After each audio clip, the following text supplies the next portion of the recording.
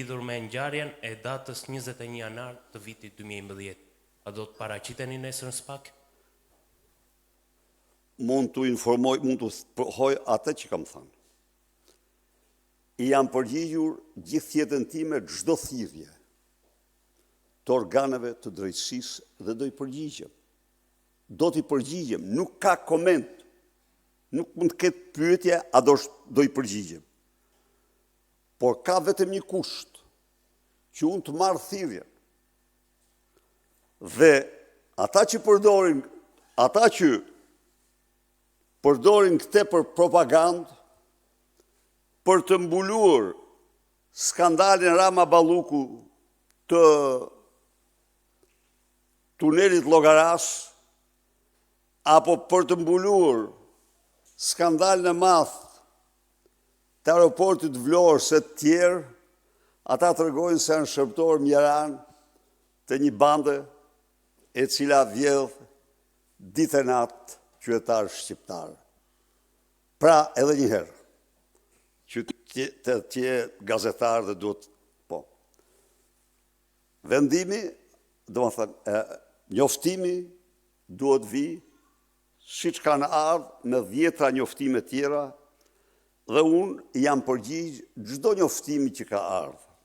Kurse, përdorimi i kësaj është akti shëmtuar i Altin Troplinit, një shërbëtor, një mercenar i regjimit i Edi Ramës, që kujton se mund të mbuloj sa do pak me zhurma të tilla krimet e shëmtuara të Ramës dhe Ballukut. Ndaj dhe asnjëherë dhe njëherë, ju them, asnjëherë mos më pyesni mua a do shkosh. Unë do shkoj në çdo rast që të thirrem për çdo problem nga organet e drejtësisë. E kam ligj, e kam aplikuar, e kam zbatuar këtë gjithë jetën time. Nuk mund të ketë hezitim dhe ndyshje, por me që jemi këtu, tani do shtoj pak. Çështja e 21 janarit është hetuar një herë nga një armik e egër e Sali Berishës dhe e Partisë Demokratike, njeri për cilin unë kam shprehur publikisht të gjithë konsideratat. Çështja e 21 janarit, nga viti 2013, kur ne nuk kemi humbur pushtetin, dhe gjerë sot,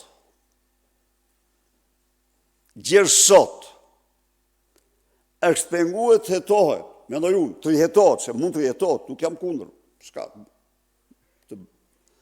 është penguar vetëm e vetëm për shkak të Edi Ramës, sepse deklaratat e qeverisë Shteteve të Bashkuara të Bashkimit Evropian janë shumë të qarta, kërkojnë hetimin nga polici tek organizatori kryesor. Pra, çfarë ka ndodhur? Ka ndodhur që prej 13 vitesh, rreth 13 vite, kjo çështje përdoret për propagandë.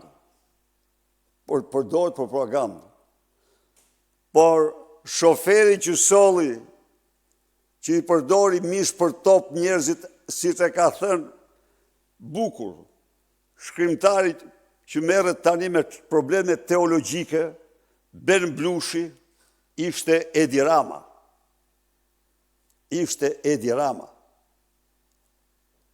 Referojnë pak. A i solli, dhe i solli në protestën më të dhunshme në historinë e vendit. Protesta më e dhunshme në historinë e vendit.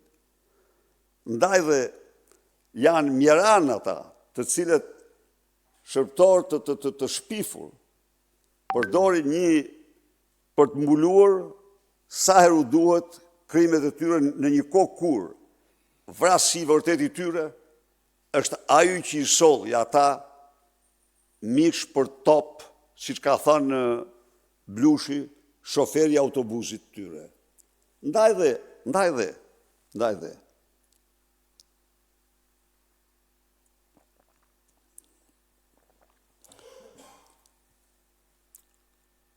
është çështje hetur. Është çështje hetur kur unë kam qenë dhe s'kam qenë pushtet, por e hetur nga armiq të egër të Partisë Demokratike dhe të qeverisë, të etiketuar nga unë në mënyrën më të qartë se ç'përfaqësojnë. Bllokimin e hetimit, apo në qoftë se nuk është hetuar si duhet, po, nuk janë hetuar si duhet organizatorët kryesor të saj. Dhe organizator kryesor numër 1 me të gjithë dokumentacionin është Edi Rama. Pastaj ka dhe tjerë. Ka dhe tjerë. Por Edi Rama me akte, me veprime konkrete. Zoti Berisha, sipas dokumentit, të SPAK urdhër thirrja është dërguar në adresën e banimit të shtetasit Sali Berisha në datën 3 nëntor. Tani Pra, edhe ju nuk e keni marrë këtë njëherë njoftim? po lexoni, më falni, të pavërteta. Banesën time kanë ardhur me qindra. Dhe mos ti tani je këtu dhe nuk duhet të them fjalë tjera. Në banesën time vinë qindra letra, njoftime e të tjerë, që të gjitha ata që janë poshtë i marrin, i sjellin dhe i dorëzojnë. Midis tjerash, edhe nga gjykata, të gjitha njoftimet. Midis tjerash për gjenin tuaj, ka patur raste që i ka dërguar dhe me motorciklet. Pra, të lutem, mos përsërit mashtrime ordinere të njerëzve të cilët janë të angazhuar në propagandë. Nuk takon ty kjo. Zoti Berisha, duke rikthyer tek ngjarja e Rinasi dhe duke marrë shkas nga i plagosur i cili është ende në spitalin e traumës. Ditën e djeshme, Agjencia Mbikëqyrjes Policore ka bërë një reagim ku thotë se ka ndaluar 2 efektiv policie për shkak se kanë falsifikuar dokumentat në rastin e rekrutimit të zotit Sheqeri në Agjencinë e Mbikëqyrjes Policore. Por le të themi AMP-ja heton vetëm pjesën e policisë. Në gjithë këtë linjë kanë dështuar të gjithë institucionet ligjbatuese që kanë detyrë për të hetuar të shkruarin e tij, dhe ai ka shkruar me dokumenta që ka paraqitur në AMP si njeri totalisht i pastër dhe pasin problem. A keni një koment në lidhje me këto institucione të cilat kanë kaluar zinxhirin dhe kanë nxjerr figurën e zotit Sheqerit pastër dhe pyetja? Janë institucione të përfshira ka me kokë nga krimi, të udhëhequr nga krimi, shiko. Prit.